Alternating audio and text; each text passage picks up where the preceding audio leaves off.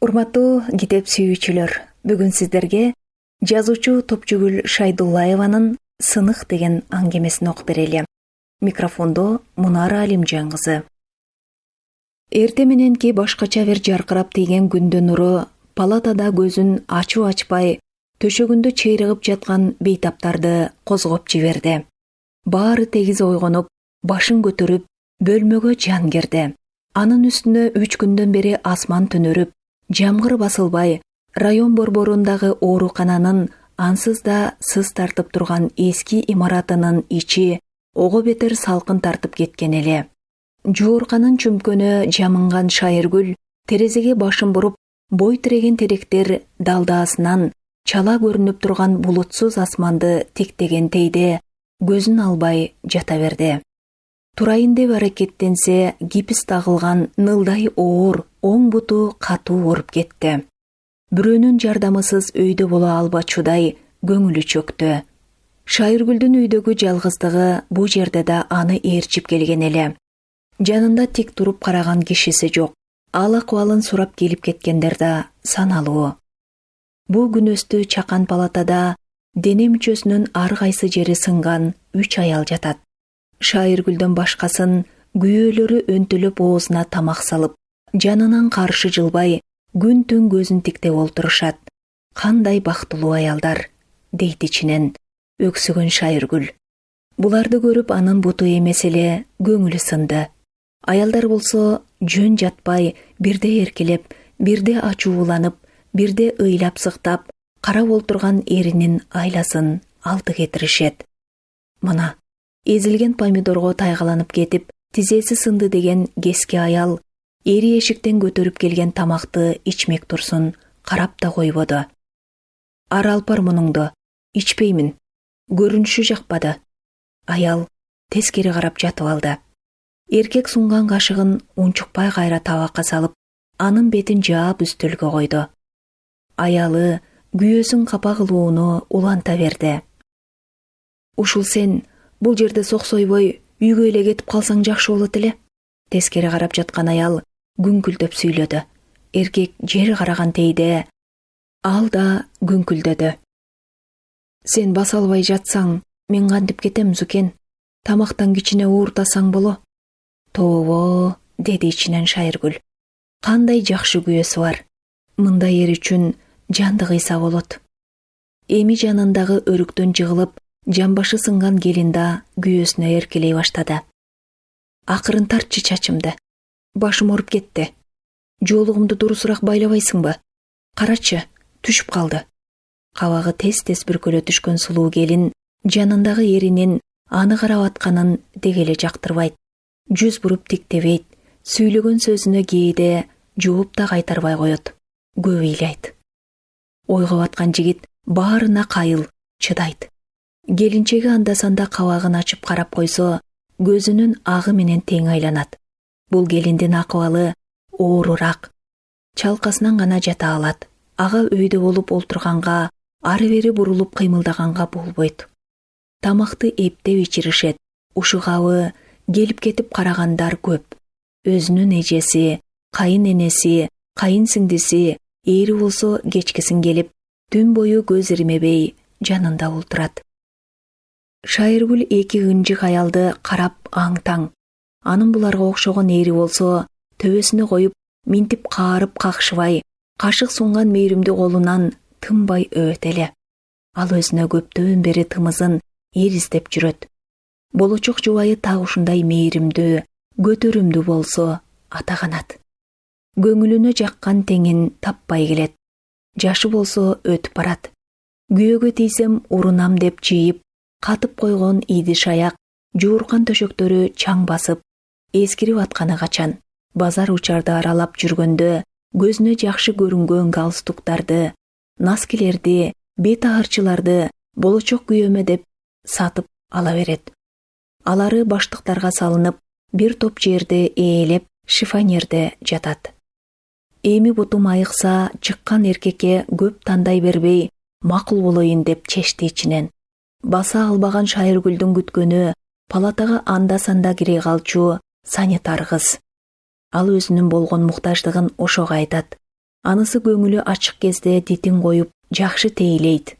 Кабагы салыңкы кезде ага ашыкча сүйлөй албайт. Көзүн карап, кошомат кылып турат. Көргөнү келгендер көтөрүп келген мөмө чөмөнүн жакшысын ага берет. Чөнтөгүнө тыйын тыпыр сала коет. Күнү ошого түшүп олтурса, эмне кылат анан? Тизеси сынган аял бөтөнчө сөзмөр, ачык айрым экен. Түшкө маал анын жанында үргүлөп олтурган абышкасы бир жака кетти. Ал кетери менен 3 күндөн бери тескери карап жаткан аял кабагы жарк этип бери бурулду. Башын көтөрүп, сынган бутун абай суна керебетинин үстүнө олтурду. Палатадагыларга бир сыйра көз жүгүртө, эң улуусу өзү экенин билди. Кыздар, келгиле, таанышалы. 5-10 күн болсо да кобурашып олтуралы. Менин атым Зуура, эгиздин түгөйүмүн. Жашым 67-де. 4 балам бар. Аял шашпай, балдары, неберелери жөнүндө бир топко чейин көздөрү бактылуу жайнап сүйлөп берди. Айтымында баары эс акылдуу чыгып, турмуштан өз ордун тааптыр. Абышкаңыз да жакшы киши тура. Сизди абдан сыйлайт экен. Шайыргүл суктануусун жашыра албады. Сыйлабай кара жерге кирсин ошол. Аялдын кабагы заматта чытыя түштү. Ушуну сүйөм деп бир кезде төрөлүп өскөн айылымды, ата-энемди таштап, тоо ашып, бел ашып, ушул жака келип калгам да. Университетте чогуу окуганбыз. Бу жаш кезинде бой келбети абдан келишимдүү, өңдүү төстүү жигит эле. Артынан далай кыздар чуркады го. Мен баш болуп. Жашмын да. Жакшы көрөрүмдү ачык билдирип, сага тием деп үйүнө өзүм ээрчип келип, анан кадыры жок аял болбодум бага. Турмуш кургандан кийин кыйналып, көп ыйладым. Күйөөм кызматта иштейт. Мен балдар менен үйдө. 2 күндүн биринде муну көрүнгөн аял азгырып, кайдадыр алып кете берет эле. Азыр сулуу эркектерди жаман көрөм. Кыздарымды да сулуу жигиттерди сүйбөгүлө дейм. Булардын дымагы курусун. Аял колун бир шилтеп алып, кайра жаздыгына башын койду. Эми картайган чакта абышкаңыз сизди жакшы көрүп калган го, эже? Шайыргүл аял менен сүйлөшүүнү уланткысы келди. Жакшы көрбөй анан аял шыпты тектегентейде жүзүн мұң басты. Анын азыркы акыбалы эри сүйгөн бактылуу зайыпка таптакыр окшобой турду. Доктор мени бир топко чейин басканга болбойт дейт. Мен ушу менен балдаксыз такыр баспай каламбы деп да коркуп атам. Операциядан кийин оң бутумдун бар жогун сезбей калдым. Зууранын көзүнө жаш тегеренди. Антпеңиз, эже, айыгасыз, албетте басасыз. Абышкаңыз менен алдыда дагы канча конокторго, тойлорго барасыз, жетелешип. Шайыргүл жаңы эле таанышкан эжесин жаналык албай сооротуп кирди. Кески аял болсо ичинен муңканып туруп, абышкам менен экинчи бир жерге барбай калайын. Конокко барам деп ушул кырсыкка кабылдым да. Ошол түнкү окуя көз алдына келди. Ээрчишип экөө кошунаныкынан коноктон чыгышкан.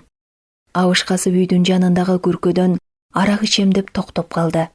Бул ичпейсиң, үйгө бас деди. Зуура дарбазасына жетип калган эле. Күйөөсүн жетелеп келмекчи болуп, кайра артына бурулду. Ушул маалда эми гана күркөгө баш баккан күйөөсү аялынын өзүн көздөй келатканын көрүп, жерден таш ала коюп, аны бутка чаап жиберди.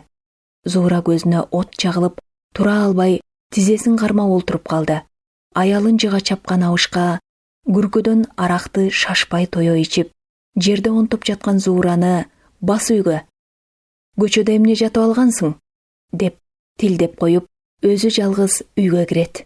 Балдары апам гана дешет. Анан жарым түндө ызы чуу башталат. Апасынын акыбалын көрүп, уулу атасын милицияга тапшырып, каматып салам деп ачууланды. Кызы үйдөн кууп жиберем деп андан бетер жулкунду. Кайра эле Зуура өзү ортого түштү. Балдарын койгула деди. Атаңар деди. Карыганда кайда барат деп ичи ачышты. Тез жардамдын докторлоруна өзүм тайгаланып жыгылдым деп айтты. Түшкү эс алуудан кийин палатага Зуура байбиченин абышкасы кирип келди. Кызуу, колунда ажайып кооз гүлдесте. Адатынча шыбыш чыгарбай, акырын басып аялына барды да кош колдоп гүлүн сунду. Зукен, бул сага. Жыты балатаны каптап аңкыган гүл аялдын кабагын ача албады. Ал жаш чайыган көздөрү менен абышкасын тикчие карады да, гүлдестени кайдыгер гана колуна алып, столунун үстүнө коюп койду. Анан кайра эле тескери карап жатып алды. Аялдын көңүлү ого бетер чөктү. Таш менен уруп тизесин талкалаган эринин колунан гүл алып олтурганына жүрөгү канады. Эринен таяк жебегенде аял бул гүлдү көрмек эмес. Ооба, таптакыр көрмек эмес. Эстеп көрсө күйөөсү ушул жашка келгенче бир да ирет ага гүл бербептир. Гүл сунбаптыр. Ушул гүлдү жайчылыкта эле берсечи, ата канат. Сүйүнүштөн учат эле да анда. Көтөрүп алып кошуна аялдардын баарына көрсөтүп, мактанып чыкмак. Жыттап көкүрөгүнө кысмак. Абышка күндө олтуруп жүргөн олтургучуна көчүк басты. Башын салаңдатып, сүкүт салып, кемпиринин кечирбесин түшүндү. Ал жөн эле муну аяп койду. Кечирген жок. Эми үйдө деле ушул акыбал боло берет да. Балдары ачык айтпаган менен, апасы кыйналган сайын аны жаман көздөрү менен карай беришет. Мурункудай сый урмат кайда эми? Байбичеси ороңдоп сүйлөп, муну киши катары көрбөй калды. Мындан ары да ошенте берсе кантип чыдайт? Абышка туңгуюкка кептелгенин тойду. Сынды. Кызматтан кызматта жүрүп, күндөрү доулдап өтүп, үй бүлөдө да эркелеп, хандай бектей жашады. Каалаганын жасады. Ага аял деген көрүнгөн жерде жаткан бир арзан буюмдай сезилчү. Зуура баарына чыдады, кечирди, үй бүлөнү сактады. Анын үйдөгү ата деген кадырын жоготподу. Бул эркек болсо, аялынын ченемсиз сүйүүсүнө бир ирет да татыктуу жооп кайтарбады. Зуура өмүр бою муну менен жан дүйнөсү өксүп жашады. Иманы бутунан да майып кылып салды. Сага чала, чала деди, ичинен абышка өзүнө өзү түтөп. Анын оюн капыс өкүрүп ыйлап жиберген келин бузду. Бул өрүктөн жыгылып, жамбашы сынган Гүлзат эле. Жанында олтурган эжеси сиңдисин сорота албай, бир топко убара болду. Бугун чыгарып алды окшойт. Анан өпкөсүн басып, эжесин колунан кармады. Ал канчалык шыбырап сүйлөсө да, жым-жырт палатада анын сөзү баарына угулуп турду. Эже, мен өрүктөн жыгылган жокмун. Мени күйөөм өтүкчөн буттары менен тепкилеп салган. Ал мени кийин дагы ушинтпейби? Палатадагылар баары, Гүлзаттын эжеси да келинди караган бойдон делдейип калышты. Кайненем догдурларга өрүктөн жыгылдым деп айт, болбосо баламды камап коет деп жалбарды. Бутума жыгылып ыйлады. Келиндин эжеси ордунан тура калып кыйкырып жиберди. Сен эмне аны коргойсуң, Гүлзат? Каматыш керек зөөкүрдү. Мен аны милицияга өз колум менен тапшырам. Өрүктөн жыгылдым десең, баарыбыз ишендик да. Кылгылыкты кылып, бысмыйып жүргөнүн бутуң сыңгырдын. Жок, милицияга берүүнүн кереги жок, эже. Эже, кайненеме убада берип койгом. Гүлзаттын үнү пас чыкты. Шайыргүлдүн дүйнөсү аңтарылып кетти. Анын башынан ылдый бирөө муздак сууну куюп жибергендей көзү чакчая, денеси майда калтырак басты. Күйөөм жок, жалгызмын деп жабыкканы бу күйөөлүү келиндердин көргөн азабынын алдында түккө турбайт экен көрсө. Түнү бою сыздаткан оорудан онтоп, өйдө боло албай, азап тартып жатып, дагы эле күйөөсүн аяган бу келиндин бечаралыгы азайы баданын муздатып жиберди. Күн сайын келинчегине кашык сунуп, өндөлөп олтурган узун бойлуу карылуу жигит да көз алдына тартылды. Акмак, бети жок. Шайыргүлдүн жүрөгү дүкүлдөп, башы ооруп кетти. Заматта өңү бозала боло түшкөн Гүлзаттын эжеси сыртка чыгып, бир барак кагазды көтөрүп кирип, сиңдисине берди. Гүлзат, башыңды эптеп көтөр да, милицияга арызды жазгының. Муну каматам. Чалкасынан жаткан келин козголо бербеди. Аял сиңдисинин башын бир аз өйдө жөлөп, колуна ручканы карматты. Эже, жазбаймын. Мен үйдөгүлөргө убада бергем дебедимби? Муну каматсам кайненем кууп чыгат. Эки балам менен кайда барам? Кимге барам? Мен жатып алып көп ойлондум, эже. Апам тирүү болгондо да бир жөн. Ушинткен келин дагы ыйлап жиберди. Колунан кагазда, ручкада жерге түшүп кетти. Акылыңа кел, Гүлзат. Жамбашың 3 жеринен сыныптыр. Бул азымчыктарды эмес. Бүткөнчө кеминде төшөккө 1 жыл жатасың. Сени үйүмө алып барып өзүм карайм. Эже, сиздин үйүңүзгө бул акыбалда барбаймын.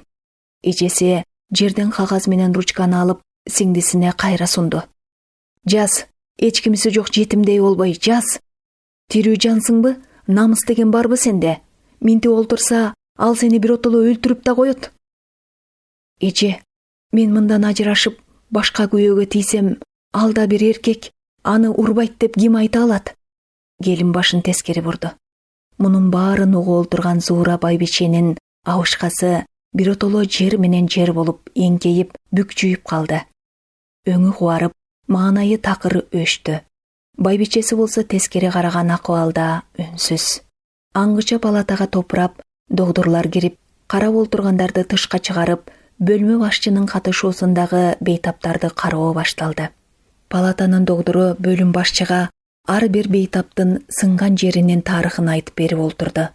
Бөлүм башчы Зуура байбиченин тизесинин рентген сүрөтүн көпкө карап суроо узатты. Жыгылганда катуу бир нерсеге урундуңуз беле, апа? Ооба, айланайын. Жыгылган жерим бетон болчу. Жыгылганда тизелеп калдыңызбы? Ооба. Зуура байбиче бош унчукту. Аялдын жообу бөлүм башчыны канааттандырбады окшойт. Ага тике карап жооп күттү. Чыныгы жоопту күттү. Аны ал албады. Гүлзатка жеткенде да ушундай болду. Кыраакы доктор ончук баганы менен ичинен көп нерсени түшүнүп турчу. Өзүнүн тажрыйбасында аялдардын мындай партизандыгын далай ирет көргөн. Гүлзат да канча суроо берсе, өрүктөн жыгылгандыгын ырастай берди. Зуура байбиченин абышкасы ошол бойдон келбей калды. Шайыргүл Гүлзаттын окуясынан кийин Зуура эжеси тууралуу ойлоно баштады.